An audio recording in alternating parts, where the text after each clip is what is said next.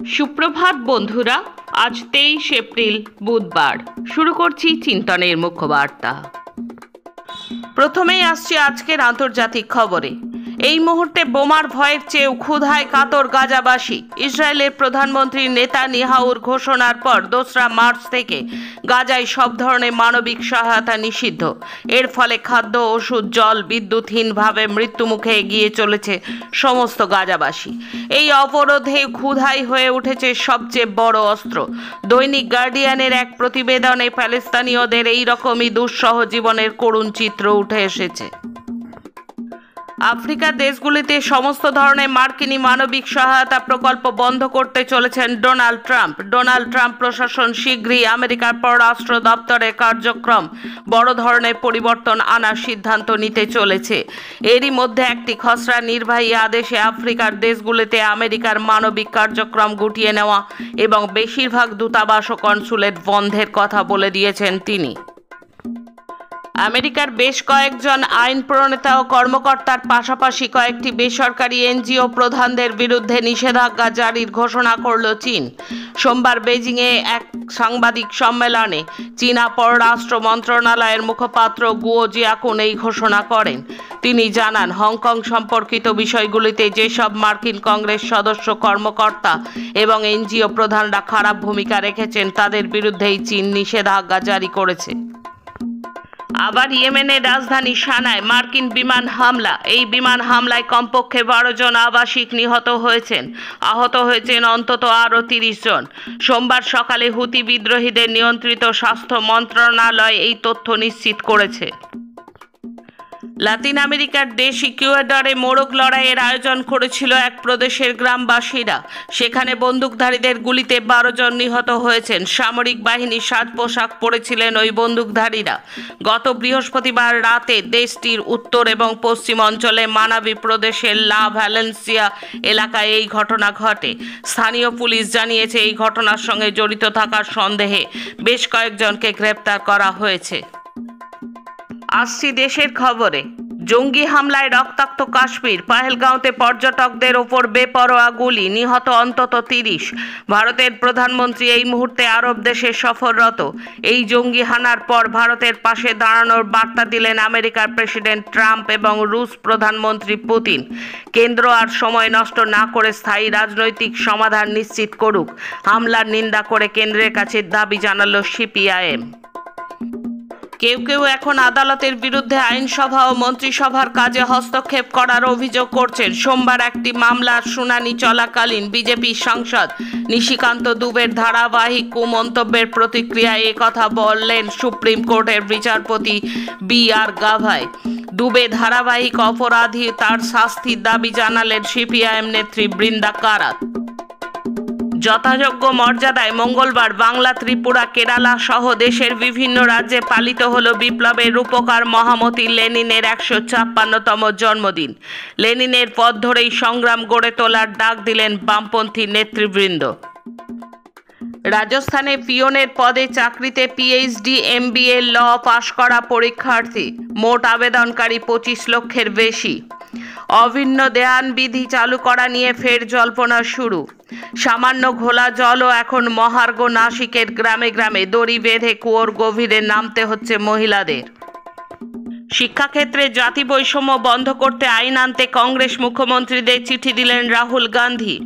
বেলাগাম কন্যা ভ্রূণ হত্যা চলছে হরিয়ানায়। 300 স্বাস্থ্যকেন্দ্রের লাইসেন্স বাতিল করল স্বাস্থ্য দপ্তর। তদন্তে গঠিত হলো টাস্ক ফোর্স। নির্বাচনী প্রক্রিয়ায় নানা ধরনের আপোস করছে নির্বাচন কমিশন। আমেরিকায় একটি সভায় অভিযোগ করলেন রাহুল গান্ধী। এটা আসলে রাহুলের ভারত বদনাম যাত্রা, কটাক্ষ বিজেপির। এখন রাজ্যের খবর। দুর্নীতি লুকাতে মিথ্যাচারে শেষিতে ক্ষোভ বামফ্রন্টের। মঙ্গলবার চাকরিহারাদের আন্দোলনকে সংহতি জানিয়ে বামফ্রন্ট সভাপতি বিমান বসু এক প্রেস বিবৃতিতে বলেছেন, মুখ্যমন্ত্রী, শিক্ষামন্ত্রী এবং স্কুল সার্ভিস কমিশনের প্রতিশ্রুতি ছিল যোগ্য অযোগ্যদের তালিকা প্রকাশের। কিন্তু আন্দোলনরত শিক্ষকদের সঙ্গে বৈঠকের পর নির্দিষ্ট সময় পেরিয়ে গেলেও সেই তালিকা প্রকাশ করতে পারেনি কমিশন। গোটা নিয়োগ প্রক্রিয়াকে দুর্নীতিগ্রস্ত করাই নয়, সেই দুর্নীতিকে আড়াল করতেই তালিকা প্রকাশের নামে মিথ্যাচারের আশ্রয় নিয়েছে মমতা ব্যানার্জি। বামফ্রন্ট বলছে, সুপ্রিম কোর্ট এবং হাইকোর্ট বারে বারে বলা সত্ত্বেও যোগ্য অযোগ্যদের তালিকা দেয়নি এসএসসি। বিবৃতিতে টাকার বিনিময়ে নিযুক্ত অযোগ্যদের জন্য যোগ্য শিক্ষকদের চাকরি হারা করার পরিবর্তে অযোগ্যদের চিহ্নিত করে আদালতে তালিকা দাখিল করার দাবি করেছে। বিক্ষোভকারী শিক্ষকদের প্রতি মানবিক সাহায্যের হাত বাড়িয়ে দেওয়ার আবেদনও করেছে বামফ্রন্ট। শ্রমিক, কৃষক, ক্ষেতমজুর, বস্তিবাসী আন্দোলনের ডাকে ব্রিগেড সমাবেশকে অভিনন্দন জানালেন সিপিআইএম সাধারণ সম্পাদক এম.এ. বেবি। মঙ্গলবার সাংবাদিক সম্মেলনে তিনি বলেছেন, মাদুরাইয়ে সিপিআইএম পার্টি কংগ্রেসের গুরুত্বপূর্ণ অভিমুখ হল সব সংগঠনকে যেখানে আমরা কাজ করি গ্রাম ও শহরের গরিব মানুষের দাবি ঘিরে আন্দোলন সংগ্রাম পরিচালনা করতে হবে। পশ্চিমবঙ্গে আন্তরিকতার সঙ্গে সেই অভিমুখ সফলভাবে প্রয়োগ করা হয়েছে। লাল ঝান্ডা কাঁধে গরিব মানুষের ঢল দেখা গিয়েছে ব্রিগেড প্যারেড গ্রাউন্ডে। পরে প্রমোদ দাশগুপ্ত ভবনে সীতারাম ইয়েচুরি ক্যাডার ডেভেলপমেন্ট প্রোগ্রামের সূচনা করেন বেবি।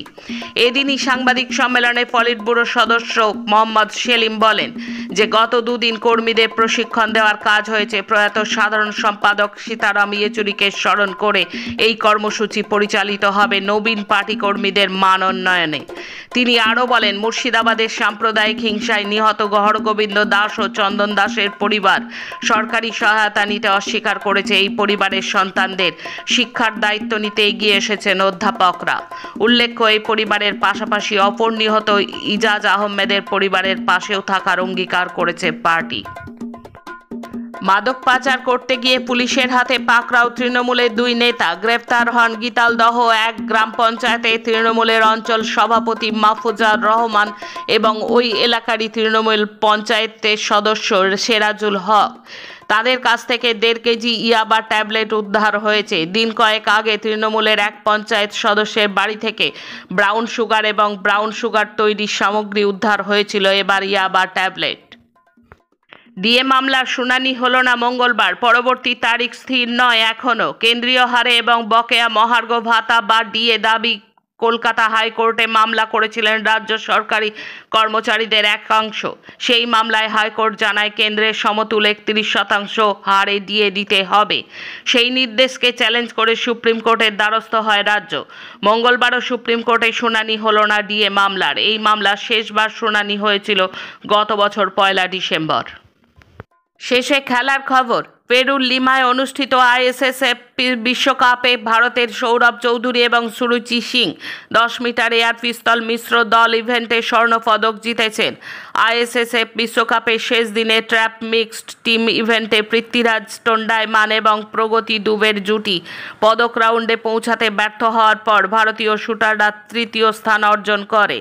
সোমবার মহিলাদের 25 মিটার পিস্তল ইভেন্টে সিমরনপ্রীত কৌর ব্রাড ভারতের হয়ে চূড়ান্ত পদক এনে দেন, যার ফলে দেশের পদকের সংখ্যা 7টিতে পৌঁছে যায়, যার মধ্যে 2টি স্বর্ণ, 4টি রৌপ্য এবং 1টি ব্রোঞ্জ পদক রয়েছে।